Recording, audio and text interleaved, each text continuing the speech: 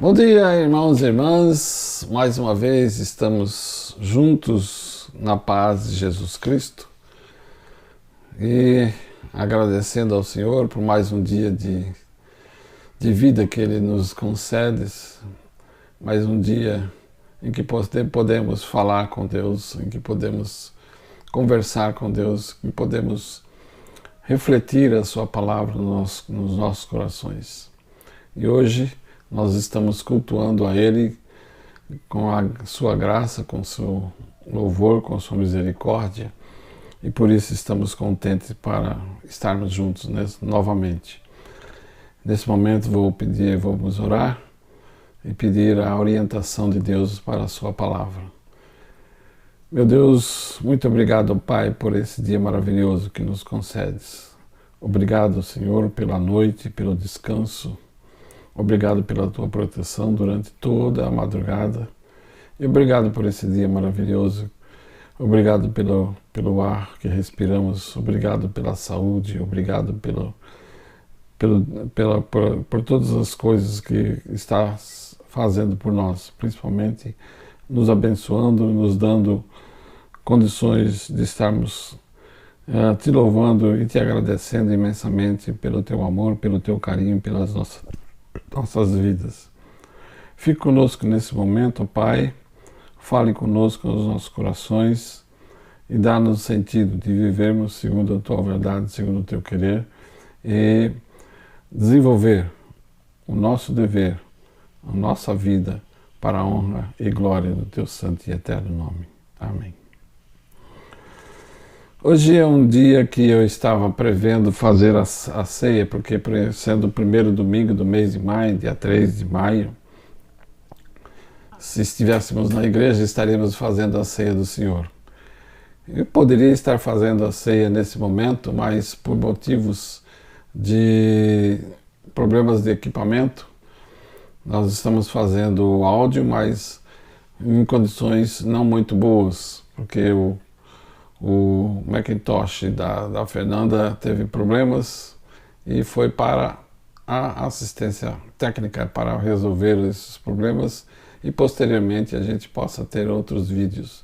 Mas eu torço para que Deus possa nos permitir que estejamos na tua igreja para honrar e glorificar e louvar, principalmente louvar ao Senhor, cantando hinos de louvor a Ele, glorificando o Seu nome, que é muito mais importante, que a gente chega mais perto ainda quando nós colocamos a música em nossos corações, que vai junto com a mensagem, né?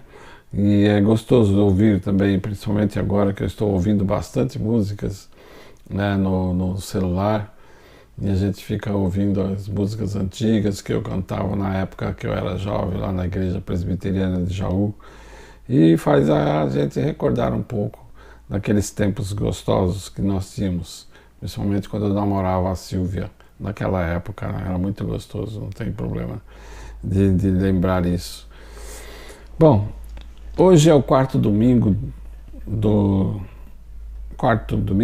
hoje é o quarto domingo de Páscoa, né, do ano do calendário litúrgico. E evidentemente nessa data litúrgica, os textos mais falados é o Salmo 23, né? O Senhor é o bom pastor, como também João 10, de 1 a 10, também é um outro texto muito utilizado nessas ocasiões, né? Nas ocasiões do quarto domingo da Páscoa. Mas eu escolhi um texto que está em 1 Pedro, 1 Pedro, capítulo 2, versículos 18 a 25. Então é 1 Pedro, capítulo 2, dos versos 18 a 25, certo? Aqui na nossa versão, que está a versão do Ara, né, que é a versão revista e atualizada do Almeida, diz assim: servos, sede submissos com todo o temor a vosso Senhor, não somente se for bom e cordato, mas também ao perverso. Porque isto é grato, que alguém suporte tristezas, sofrendo injustamente, por motivo de sua consciência para com Deus. Pois que glória há, se pecando e sendo esbofetados por isso, ou suportais com paciência? Se, entretanto, quando praticais o bem, sois igualmente afligidos, e o suportais com paciência, isto é grato a Deus.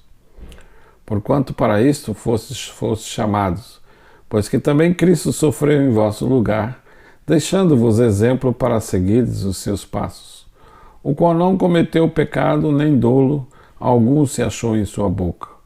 Pois ele, quando ultrajado, não revidava com ultraje, quando maltratado, não fazia ameaças, mas entregava-se àquele que julga retamente, carregando ele mesmo em seu corpo, sobre o madeiro, os nossos pecados, para que nós, mortos para os pecados, vivamos para a justiça, por suas chagas fostes sarados, porque estáveis desgarrados como ovelhas, agora, porém, vos convertestes ao pastor e bispo da vossa alma. Então esse é o texto lá escrito em 1 Pedro, capítulo 2, versos 18 a 25. Em primeiro lugar, a gente tem que entender nesse texto para quem e em que ambiente Pedro está escrevendo essas coisas. Logo no verso 18, ele fala assim: servos, sede submissos com todo o temor o vosso Senhor, não somente se for bom e cordato, mas também ao perverso. Nós estamos vendo que ele está escrevendo a um pessoal específico. E esse pessoal específico, ele estava falando o nome de servos, né? Então era uma postura esse tema vem a mostrar qual seria a postura, quais seriam os deveres que esses servos deveriam prestar serviços a outrens, aos donos, aos senhores, aos patrões, né? Ao próximo. Então o tema é a postura dos escravos e das escravas ante os seus donos e senhores. Então o Pedro, no capítulo 5, verso 12, é mencionado o nome de Silvano como aquele que redigiu a carta sob orientação de Pedro. Esse Silvano seria Silas, companheiro de Paulo. Quer dizer, alguns autores dizem que não foi Pedro quem escreveu essas cartas, mas sim Silvano, como aquele que redigiu a carta, né? Redigiu a carta de Pedro. Mas nós vamos colocar como se fosse realmente Pedro. Mas em que época foi escrita essa carta? A carta foi escrita em Roma, e porque ele chama lá no capítulo 5, verso 15, Babilônia. Babilônia era a sigla da cidade usada pelos cristãos no fim do primeiro século. Não era a Babilônia da Babilônia, lá do Iraque, mas era a Babilônia chamada Roma, né? Era uma cidade que para eles, para os cristãos daquela época, era uma cidade pagã. Por isso eles apelidavam de Babilônia. Mas mesmo assim a gente vai incorporar como Pedro está escrevendo essas cartas. E a quem essa carta era dirigida, como eu disse antes? Essa carta era dirigida aos eleitos, aos farosteiros, né? Das regiões de Ponto, Galácia, Capadócia, Ásia, Bítida. E essas cidades aqui que eu estou falando, está lá no capítulo 1, verso 1, que ele fala assim: Pedro, apóstolo de Cristo, aos eleitos que vivem como migrantes, né? Migrantes, quer dizer, farosteiros dispersos no mundo, no Ponto, na Galácia, na Capadócia, na província da Ásia e na Bitínia. Eram cidades da Ásia Menor, que ficava entre o Mar Mediterrâneo e o Mar Negro, incorporadas pelo Império Romano, onde o trabalho no Império Romano, né? Essas comunidades cristãs já têm algum tempo de existência, se a gente considerar que a carta foi mais ou menos escrita nos anos 80, mas boa parte dos membros ainda era a primeira geração. O autor da carta esclarece no desenvolvimento de suas exposições os eleitos e os farosteiros com os quais rotulava de cristãos. E ele os chamava de raça eleita, povo da propriedade de Deus, eleitos segundo a presciência de Deus Pai, em santificação de espírito, né? Para a obediência e absorção do sangue, aspersão do sangue de Jesus Cristo. Como tais, foram chamados de eleitos e farosteiros. E nós realmente somos farosteiros, estamos nesse mundo como estrangeiros, como pessoas que não pertencem a esse mundo. Quando você está numa cidade e vai para uma outra cidade, você na outra cidade, teoricamente, é chamado de farosteiro. Você está aqui em São Paulo e de repente você está lá no norte do país. Para eles, você é uma pessoa estranha, é uma pessoa que farosteira, que está lá. E esse pessoal era chamado, além de ser uma pessoa estranha, também de peregrinos. E além do mais, essas pessoas que Pedro está falando eram pessoas que obedeciam a um poder maior do que o Império Romano, obedeciam a Jesus Cristo. Então essa distância crítica para com a sociedade circundante, essa consciência de pertencer a algo maior do que os poderes do que reina nesse mundo, é uma característica da cristandade primitiva. Realmente, se você vê quando as pessoas falam com você, vamos numa festa X, ou vamos beber cerveja no bar, não sei o que, você fala não. Fala assim, como é que você pode falar não numa coisa que a gente é normal? Para mim, eu considero isso como se você estivesse numa prisão. Ou seja, a igreja está prendendo você a não fazer esse tipo de coisas, mas não é isso. É que a nossa consciência, o nosso obedecer está num poder maior do que o do império, do império do mundo. Mas nós obedecemos a quem? A Jesus Cristo e não às outras pessoas. Se nós temos a direção de Cristo na nossa vida, nós estaremos obedecendo aquilo que Cristo quer para a nossa vida e não as consequências, as coisas desse mundo, porque elas são temporais. Elas dão às vezes elas dão uma emocional muito grande, mas ela acaba, de repente ela acaba. Então, assim é a nossa vida nessa terra. Mas quando nós estamos com Cristo, essa abundância, esse amor, esse sentir da leveza do amor de Cristo nos nossos corações faz com que nós estejamos sempre alegres e dispostos a obedecer ao seu nome, a obedecer à sua vida, a obedecer aquilo que Ele fez por nós na cruz do Calvário. Então, para esse grupo que assume essa atitude em relação ao meio social em que vivemos, colocam-se dois problemas. Primeiro, como viver dentro de uma ordem social com a qual não concordam e consideram errada? Até que ponto podem participar dela?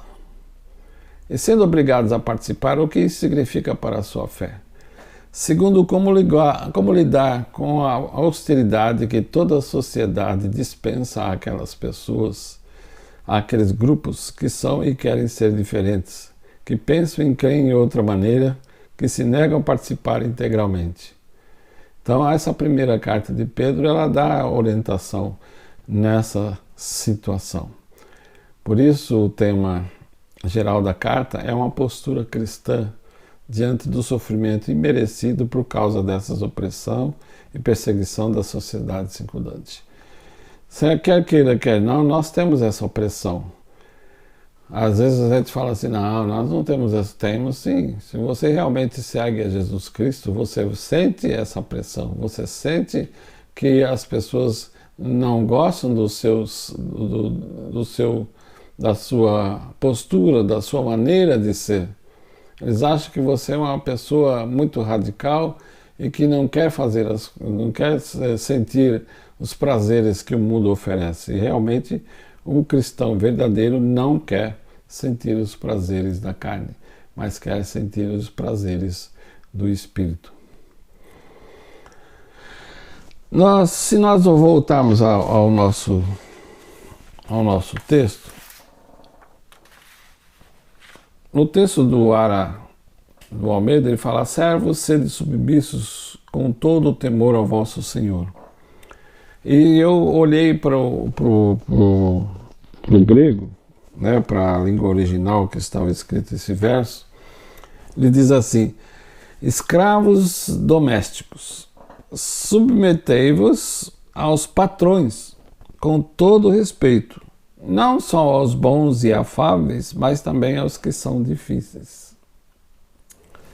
E ele fala assim: nisto consiste a graça.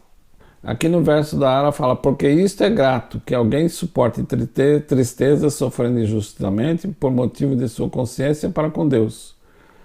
Pois que glória há se pecando e sendo esbofetados por isso, o suportais com paciência? Se entretanto, quando praticais o bem, sois igualmente afligidos e o suportais com paciência. Isto é grato a Deus, ou seja, isto consiste a graça. Consiste a graça em sofrer injustamente, suportando as aflições com a consciência da presença de Deus. Pois que merecimento há em fazer o mal, suportar castigo por isso? Entretanto, se fazeis para o bem, se fazes o bem e suportais o sofrimento, isso vos torna agradáveis junto a Deus, né? Essa é a interpretação do texto no grego. Ou seja, embora soframos pressões, embora somos injustamente como é que fala assim? Eu vou fazer um exemplo. Eu trabalhava na Activity, que era uma empresa de consultoria, e o meu papel na Activity era fazer uma auditoria do trabalho que era feito diariamente pelos outros colegas que estavam ali. E eu recebia os relatórios, eu fazia as análises e depois passava esses relatórios para a gerência. No horário do almoço, quer dizer, naquela época que eu estava trabalhando, eu já estava fazendo o seminário. E na hora do almoço eu ficava estudando, né? Para que depois, quando fosse para a aula, estivesse mais adequado com a lição, com o que estava estudando.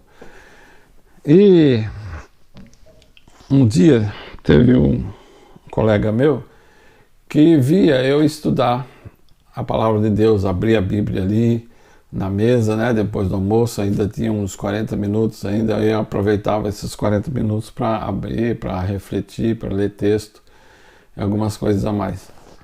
E esse colega meu ficou interessado no que eu estava fazendo.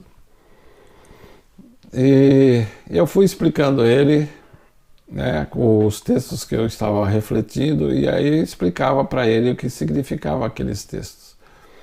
Isso ele gostou tanto que todo dia, naquele horário de almoço, ele estava junto comigo e eu falando de Cristo, falando da palavra para ele. Um dia eu fui chamado da gerência e a gerente chegou para mim e falou assim: olha, tenho reclamações dos seus colegas dizendo que você não está fazendo o seu trabalho e está só falando da palavra de Deus para o seu colega. Mas eu falei: eu estou falando, realmente eu falo da palavra de Deus para o meu colega, mas eu falo no horário do meu almoço. E tem outra coisa, você sai meia hora antes do horário de fechamento, né? Do horário normal de trabalho. Eu falei: mas eu chego uma hora antes. Eu chego às 7 horas para sair nessa meia hora antes, porque eu tenho que pegar ônibus, do ônibus eu pegar o trem, do trem para chegar lá onde eu estou, na faculdade, onde eu estou estudando. Mesmo com essas justificativas, ela não aceitou e falei assim: não tenho recebido seu relatório. Eu falei: não, você tem recebido sim, porque eu coloco todos os meus relatórios no arquivo geral, onde você tem acesso. Mas ela disse que não. que eu estava trabalhando, não estava fazendo as coisas direito e que ela estava me mandando embora. Ou seja, quando você está falando da palavra de Deus e aquela pessoa que estava interessada, estava ouvindo e estava se interessando cada vez mais na palavra de Deus, alguém chega e corta aquele trabalho que você estava fazendo. Evidentemente que eu continuei a orar pelaquela pessoa. Hoje eu não sei onde ele está, em que lugar que ele está, mas eu tenho certeza que aquelas palavras que foram lidas naquela época fizeram alguma coisa na vida deles. Mas senti a opressão, fui oprimido. Dizem que eu não estava fazendo meu trabalho, estava fazendo meu trabalho. Estava, tanto é que a auditoria mostrava as falhas que aquele time que estava fazendo estava falhando nas suas análises. Por isso que alguém que era mais chegado a esse gerente conseguiu mandar embora. E eu fui embora. O salário que eu ganhava naquela época era um bom salário. Mas 1 mês e meio depois, eu fui contratado por uma outra empresa e fui ganhar 2 vezes mais do que eu ganhava lá. Então, Deus é poderoso. Ele mostra para a gente que quando você executa o seu trabalho corretamente, você, como diz no versículo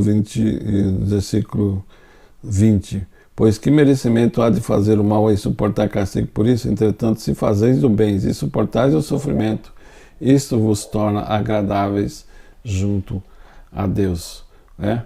Pois é uma graça de Deus suportar injustamente e sofrer injustamente, agir bem e corretamente, e mesmo assim ser castigado, oprimido, faz parte da vocação cristã. Jesus Cristo também não sofreu por nós. Ele deixou o exemplo que devemos seguir, pois não tinha cometido crime algum e foi levado a julgamento. Foi xingado, mas não respondeu. Chicoteado, mas não reagiu. Porém, entregou tudo nas mãos de Deus, cujos desígnios são retos e são justos. E por isso, pelas suas pisaduras, pelas suas feridas, nós somos sarados. E isso nos torna capazes de seguir as pegadas dele, suportar também um tratamento injusto como parte da peregrinação cristã.